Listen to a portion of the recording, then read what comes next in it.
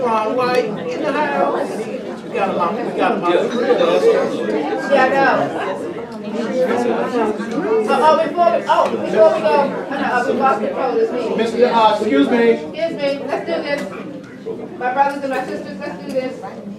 There are some people that did not get a chance to speak about counselor. That did not get a chance to speak about what they do. So let's do this for just a moment. The other introductions that we did not go, let's take a minute to do that, please, starting with the judge herself. You're standing up, you may proceed. And you're standing. We're going to ask everybody else to sit down. Take your pictures, but please have a seat for me. Well, thank you so much. Thank you, everyone. I am Sandra Jackson. I am a district judge here in Dallas County and newly elected, been on the bench just at 90 days. Wow. I've been practicing law, however, for over 30 years in and around Dallas. I want to acknowledge my colleague and legacy attorney, Ron White, who is a very good friend and down through the years has been a great mentor to us. And certainly glad to participate with my public relations specialist, Esther Davis. She has been, when I started campaigning 4 years ago, Edna Pemberton, who just had her birthday yesterday, actually introduced me to Esther Davis, and Esther took a liking to me, and I took a liking to her, and we were able, through the years now that we've been working in this campaign area, is to work and to work towards being what we need to be in terms of what our community needs. My area of being a judge is family law, and it is that area that will give you heartache when you see those cases that we deal with every day. I just finished up a 2-day trial yesterday. I was in trial this morning when Esther stopped by on yesterday, and even on this afternoon we have things that are pending, but we've made some adjustments so we could be here with you. Of course, Dr. Wallace and I know each other. I was a former prosecutor, and she and I met each other back in those days. The area of everything that you've talked about, homeless teens, people with lack of housing, the destabilizing concepts of unemployment and heartbreak, mental health issues that also plague many communities, and the African American community as well. Drug usage and misuse, and then the cycle of mass incarceration, and all those things that have impact upon our community are not just relevant, but they are relative to us. Someone in our family within the 3rd degree or 2nd degree or the 6th degree of separation has been either incarcerated or been threatened with incarceration. So we are familiar with that as a community. It's not something that we can ignore. We want to be able to add our support to what Dr. Davis is doing, along with Kevin and those who are of his ilk, who can bring that kind of celebrity and focus to an area that really needs our attention. Our community, black youth, black young people, 18 to 25, teenagers, all of us, anybody under the age of 30, some of them even under the age of 50. You talk about the 55-year-old male population. All of those people, if we have the skill set, we have the drive, the determination, the ability, the dedication to help our community as a whole, not just our youth, even though we are targeting our youth because we want to do a next generation thing, but our community as a whole needs to be reawakened. I say reawakened to the kind of character of a Betsy Coleman, to the kind of Bessie Coleman, to the kind of character of a Fannie Lou Hamer, the kind of character of a Rosa Parks, the kind of character of a Shirley Chisholm that made those decisions, and we are not going to go down without a fight. And I think we have to have fight, and that fight is our fight, and each of us are here to do that. So I am here to encourage you to keep fighting. I'm in it. I'm in it to win it. I got it. So thank you so much. My name is Sabrina Brenner, and I'm a graduate of Wilma Hutchins High School and Hall Point College. I am the Dallas County Precinct Chair for the Democratic Party. Precinct number 3070 over in the Highland Hills area. And you own 2 businesses. How many businesses? I'm a business owner of Sabrina's Tax Service and Sabrina's Beauty Supply. Hi everyone, I'm Carol Barnes, and I know Ms. Davis, and she invited me here today, and I thank you for that. And I am the host of My Better Half with Kevin and Casiva. That's my husband. We do our show together where we promote living a better half of your life today than you did yesterday.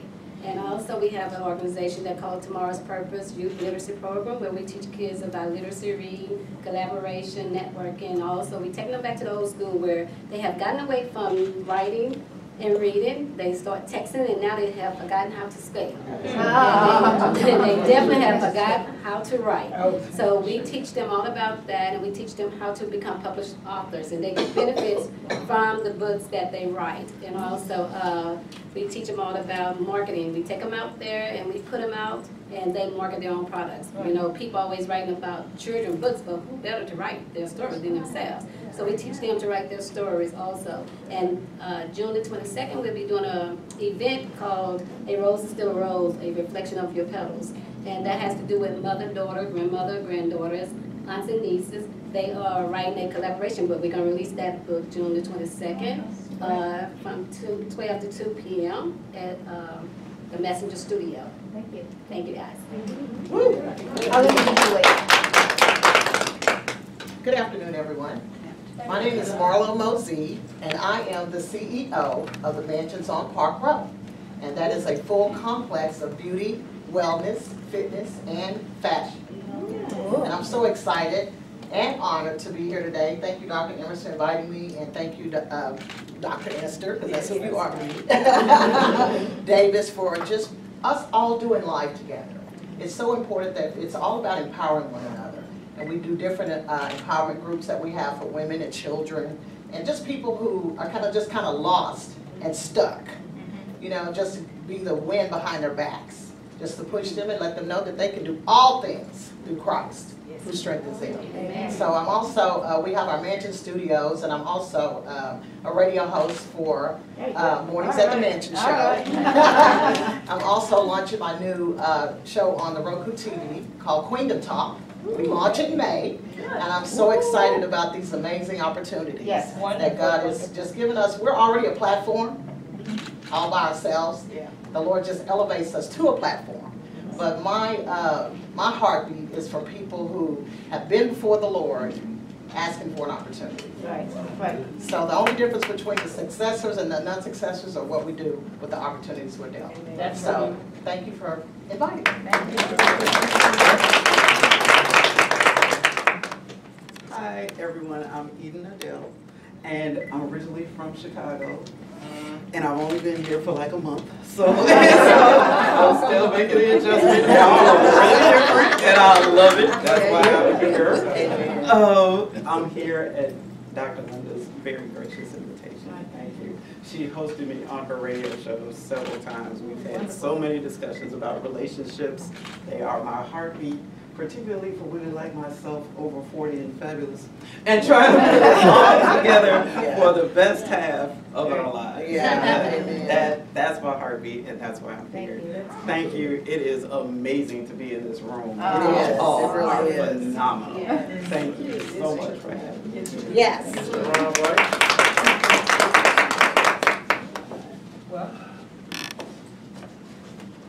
Thank you, Fred, and to hostess, good friend Esther, for all the great things that she's done over the years and continue to amaze me in the issues that she raised, and the forums that she convenes, and the places that she travels, and the many projects that she does that she often won't tell you about it, just pick it up someplace else, but I want to thank her for the invite. Thank you, sir.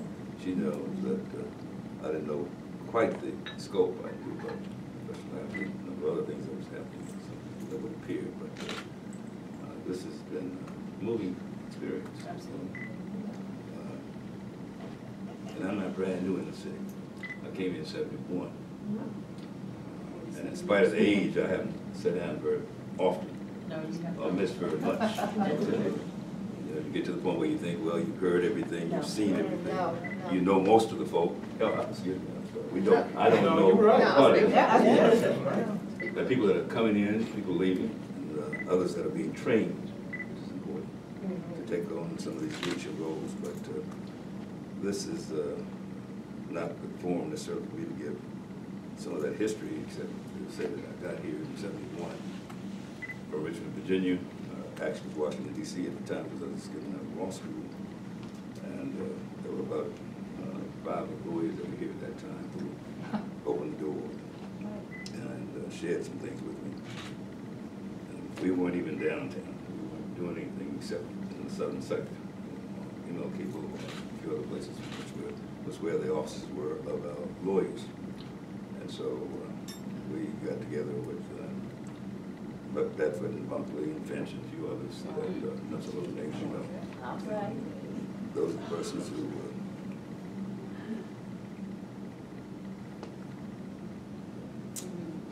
It's okay.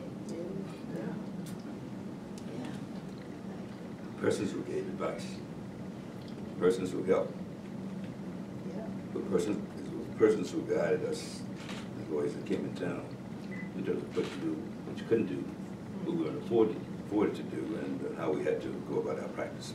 Anyway, that's another whole era. That's a whole early era in terms of balance. But I was very fortunate to get some guidance early on, get introduced to some of the best people that have born and raised in the area. Some have relocated here, but also reached out and provided guidance, which I think helped me in the things that I've attempted to do in the city. The chamber, which you all, at that time when we came here, was the Neighborhood Chamber of Commerce. Major enterprise, but that's the way we had classified ourselves. I was one that changed the name through our administration to Dallas Black Chamber of Commerce. That was the kind mentally that we needed to recognize. We wanted this Negro Chamber of Commerce, which is often described and used in a way that was not flattering. But we wanted to demonstrate how proud we were of who we believed we were, and wanted the public to know that they should consider us the same way. Was involved early on, obviously, with the school district, desegregation plan with Dr. Ewell and some others who have taken leadership over the years and have made a major impact within the city. It's just a lot of stuff. And when I see the people that are here, which you cover segments of this history for the city, I think I know most of you in some way, and I think I know pretty much your record of what you attempted to do, and I'm so flattered to see all the new talent that has come in, who are picking up the gauntlets and batons, and who are daring to take other steps that, in some cases, perhaps are different and bolder, because it's a different generation, and things you see differently, and you're making an impact. So I want to thank my friend Esther for all that she's done, and especially for this invite to get a chance to meet and see some of the dynamic women. I didn't realize that there's going to be so many women in just a few months. but I'm honored. I wish my wife could have been here, Rita, who we've been married 58 years now. Wow.